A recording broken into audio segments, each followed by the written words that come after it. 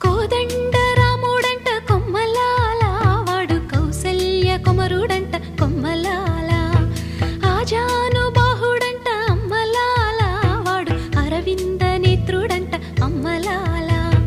రమణీయలామకు తగ్గ చూడు వాడేనని రహదారులన్నీ చెప్పుకోగా విని కళ్యాణ రామయ్యను కన్నులార చూడాలని కలిగి సీతమ్మ వేచే